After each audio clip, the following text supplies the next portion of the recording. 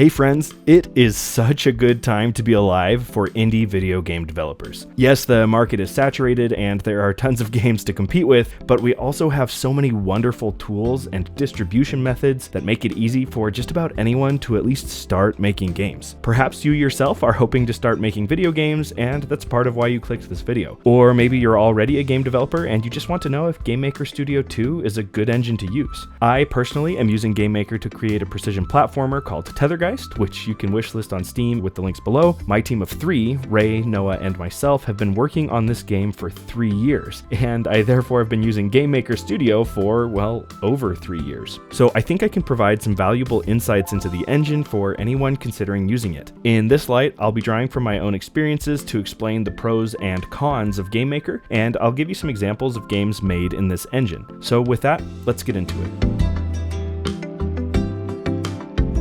Alright, so let's start with the good things about Gamemaker Studio 2, and honestly why I chose this engine in the first place. Gamemaker is one of the best engines on the market, if not the best engine on the market for 2D games. The engine is just built for anything you could ever really want to do with a 2D game. It has both drag and drop and coding options, and its proprietary coding language, Gamemaker language, also known as GML, is an extremely flexible and forgiving coding language. Forget a semicolon, no big deal, Gamemaker knows a line break is basically the same thing. Variables are easy to declare, arrays are flexible, and it just feels like GML is doing its best to be agreeable and work with you. Not to mention, it's remarkably similar to JavaScript, so if that's a language you're already familiar with, GML should be super easy to pick up. Beyond that, Gamemaker's interface is honestly pretty intuitive. It's organized into assets like objects where you write the bulk of your code, animated sprite sheets, tile sets, scripts, and even its own sequence editor to make things like cutscenes easy to implement. The way the engine is organized is just relatively easy to understand and easy to learn. Beyond that, there is a free version available to anyone who just wants to start learning Gamemaker Studio 2 and use it for their personal projects. No paywall to get started, you get all of the features for Gamemaker for free. Now, you'll need to buy the commercial license if you want to actually sell your game, but even that is honestly a killer deal considering it's a one-time purchase of $100. Both the free version and commercial version allow you to export your game for desktop, including Mac, web exports, which is HTML5, something very useful, especially for participating in online game jams, and even mobile exports for your game to run on phones. Beyond that, Gamemaker also provides a pretty robust framework for porting your game to multiple consoles if you buy the enterprise subscription model, which is $800 a year or $80 a month if you want a shorter subscription span. This is admittedly more expensive than just the base commercial license, but it's still an excellent price tag when you take everything into consideration. With it, you can easily port your game to PlayStation, Xbox, and Nintendo, assuming you are a registered developer for those consoles, and you only have to pay Gamemaker for the base subscription. Now, something that's a bit enigmatic about Gamemaker Studio is that it's seen as a beginner-friendly engine while also being a strong engine for producing professional, industry-viable games. Many big, successful games have come out of this engine, Hyper Light Drifter, Hotline Miami, and Undertale to name a few. It's an engine that has a low barrier to entry, yet still is highly respected in the video game industry. And finally, Gamemaker Studio 2 has a great online community with plenty of resources to help you learn and to debug your code. There's a healthy amount of developers who are active on help forums, and there are plenty of tutorial videos to get you started on YouTube. While it's not as popular as engines like Godot, Unity, or Unreal, the community is very welcoming and very supportive.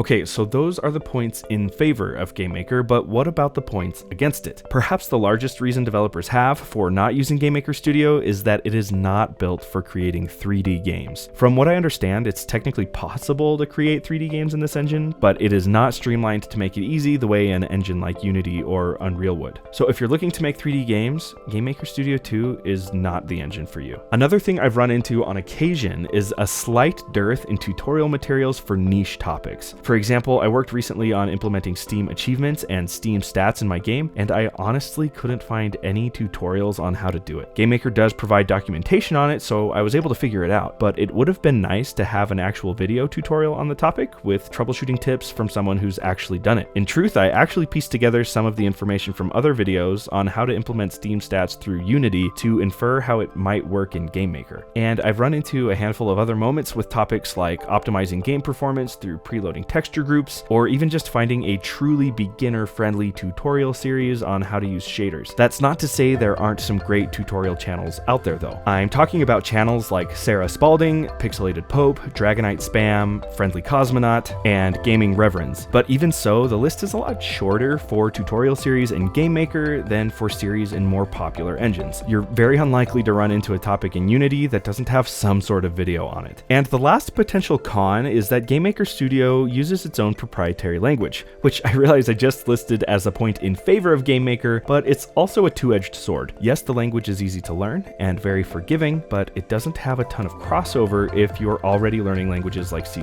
in Unity or C++ in Unreal. Not to mention some of these other languages like C++ allow you to interact more directly with computer hardware and in turn have code that is just better optimized for performance. Using GML as a higher level scripting language does expose you as a developer to more risk in struggling to optimize your game's performance. Even so, Gamemaker has a lot of tools you can use to optimize your game's performance, and operating in a 2D space already has great perks for keeping your game's processing needs pretty low. Anyway, those are the reasons that I have for and against using Gamemaker Studio 2. With the amount of experience I have in this engine, I can confidently say that I'm very happy with how well it has suited my studio's needs. It's an incredible engine for 2D games with a very forgiving and easy to learn coding language. It's simple in all the right ways, while also still being robust enough to generate stunning and commercially viable video games. The pricing model is extremely friendly to indie devs, and the community is kind, welcoming, and helpful. So honestly, I highly recommend using this engine, especially if you're aiming for making a 2D game.